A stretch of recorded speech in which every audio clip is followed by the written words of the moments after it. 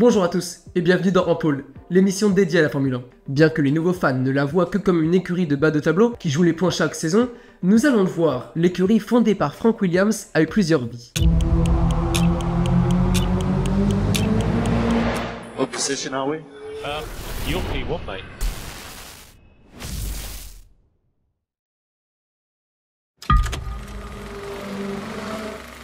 Williams a fini à la 7ème place de la dernière saison de Formule 1.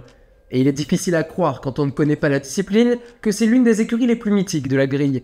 En quelques chiffres, avant cette saison 2024, Williams c'est 49 saisons en F1, 61 pilotes, 9 titres constructeurs, 7 titres pilotes, 819 grands prix, pour pas moins de 10 motoristes différents, comptabilisant en tout 313 podiums, dont 114 victoires. Remontons dans le temps, jusqu'en 1961, année où Frank Williams, alors âgé de 19 ans, plonge tête baissée dans la passion dévorante qu'est le sport automobile. Sur les circuits locaux, il affûte ses talents avec une détermination sans faille, prêt à conquérir le monde de la course. C'est à cette époque que son ami Pierce Courage lui tend la main en lui offrant l'opportunité de s'impliquer dans le fonctionnement de son écurie. Frank Williams, au fil de ses expériences, se rend compte que son véritable génie réside davantage dans la gestion et l'organisation que dans le pilotage lui-même. En 1966, Frank Williams franchit un cap majeur en fondant Frank Williams Racing Car. Il se spécialise dans la préparation et la vente de châssis Brabham pour la catégorie de Formule 3 et de Formule 2. C'est en 1969 que Frank Williams et son associé Patrick Head se lancent en Formule 1. À ses débuts en Formule 1, Williams ne développe pas la voiture. C'est le constructeur Brabham qui conçoit le châssis. Pierce Courage est le pilote principal de l'écurie. Le fidèle ami de Frank meurt beaucoup trop tôt, en 1970, lors du GP de Zandvoort aux Pays-Bas, dans un accident qui marquera à jamais l'histoire de l'écurie.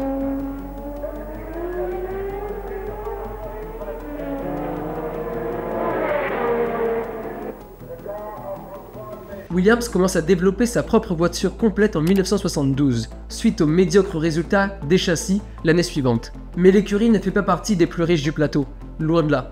Frank Williams cède donc en 1976 la partie majoritaire de l'écurie à Walter Wolf, un milliardaire canadien. Walter rachète l'année suivante l'écurie entière et lui donne le nom de Walter Wolf Racing. Ouais, quelle originalité.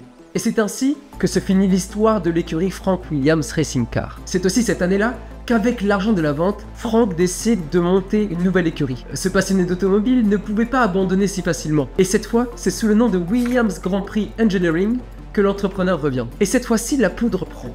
Dès 1979, Williams connaît sa première victoire en Grand Prix, avec au volant le pilote suisse Clay Regazzoni. Cette année-là, Clay et son coéquipier Alan Jones terminent deuxième au championnat, derrière l'indétrônable Scuderia Ferrari. Le succès viendra l'année suivante pour Alan Jones, qui lui devient en 1980 le premier pilote Williams à remporter un championnat du monde pilote et constructeur. En 1982, Keke Rosberg rejoint l'équipe et gagne le deuxième championnat pilote de l'histoire de Williams. Mais après cette année, l'écurie perd de son élan. Keke Rosberg has won for Williams, the flags are flying. Frank Williams a des ambitions, il veut faire grandir son écurie, et cela passe par un nouveau moteur. La voiture passe du moteur Ford à celui de Honda en 1984. Ce succès passe aussi par un duo de pilotes hors normes. Après le départ de Keke Rosberg, Frank va donc allier Nigel Mansell, un jeune pilote prometteur, au déjà double champion du monde Nelson Piquet. Et ça ne rate pas. Dès 1986, l'écurie remporte un nouveau titre de championnat constructeur. En 1987, Williams remporte le championnat constructeur et c'est Nelson Piquet qui vient chercher le troisième titre, pilote de l'écurie. Le champion quitte Williams l'année suivante, attristé de ne pas avoir été confirmé comme pilote principal de l'écurie. Ensuite, vinrent 4 années de domination de McLaren.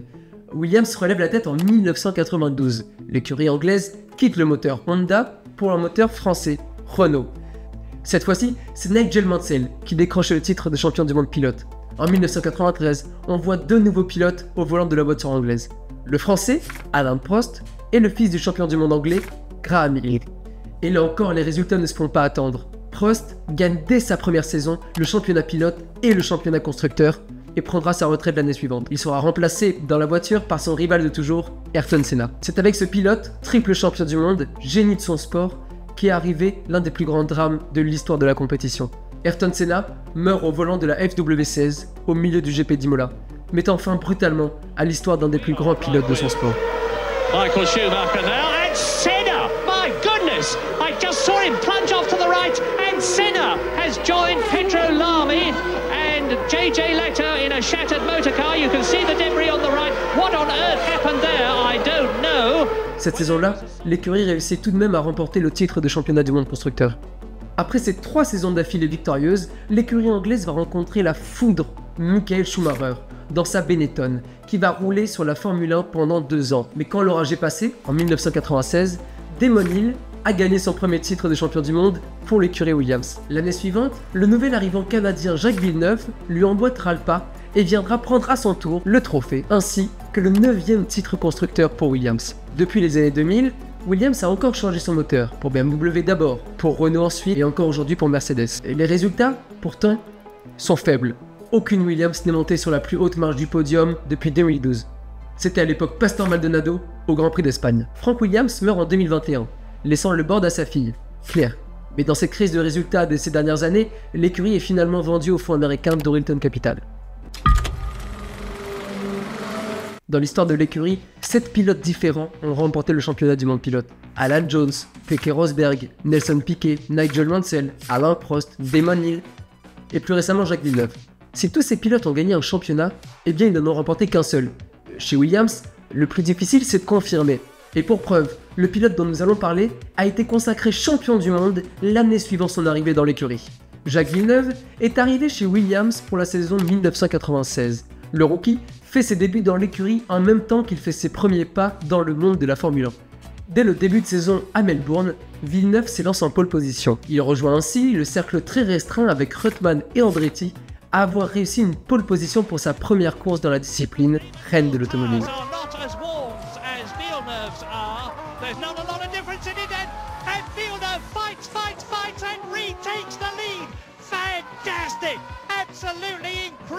Mais en course, les choses se corsent.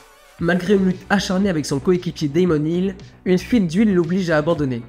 Il est donc relégué à la 2e place. Pourtant, Villeneuve ne se décourage pas. Au fil de la saison, il surmonte les obstacles et remporte brillamment les Grands Prix d'Europe ainsi que 3 autres courses. Arrive alors le moment crucial, l'ultime course, où il a une chance de décrocher le titre.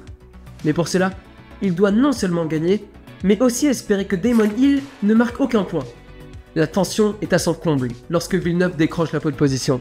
Cependant, un abandon brutal après la perte d'une roue vient anéantir ses espoirs de titre. Malgré cela, il réalise l'exploit remarquable de devenir vice-champion du monde dès sa première saison. Un exploit qui ne sera égalé que par un certain Lewis Hamilton en 2007. L'année suivante, Damon Hill quitte l'écurie.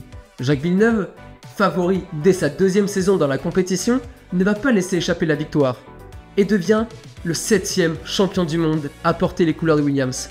Il quittera l'écurie à la fin de l'année suivante pour partir chez la British American Racing. Si je devais retenir une rivalité dans l'histoire de Williams, je retiendrai celle entre Nigel Mansell et Nelson Piquet. C'est l'une des plus célèbres et des plus intenses dans l'histoire de la Formule 1 entre 2 mêmes pilotes d'une même équipe. Elle atteint son apogée au cours des saisons 1986 et 1987. En 1986, Nigel Mansell, qui était l'un des pilotes établis chez Williams, a été rejoint par Nelson Piquet. Dès ses débuts, la rivalité entre les 2 hommes était évidente. Mansell était connu pour son style de pilotage agressif et spectaculaire, tandis que Piquet était lui, plus calme et plus tactique. La rivalité a été alimentée par des incidents sur la piste, ainsi que des tensions en dehors. On peut penser au Grand Prix du Portugal 1986, où les 2 pilotes se sont accrochés en piste, entraînant l'abandon des 2 voitures.